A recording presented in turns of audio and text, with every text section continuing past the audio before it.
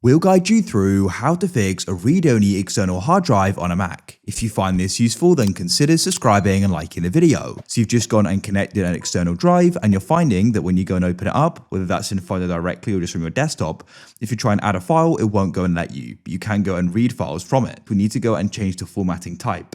What you should do is go and back up the files on it because we are going to lose them. So I'll just go and drag and drop these onto my desktop. You can go make a folder for them if there are a lot. Go to the top and go and press search, and you want to go and type in disk utility and open it up like so. Go and find the external drive, and you want to go to the top where it says erase and go and click there.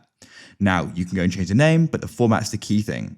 You can go and see at the moment it's Windows NTFS, which Mac can't go and write to. I like to go and use Expert. I find that to be compatible. And then you can go and press erase. Just remember, everything will be lost, as I said.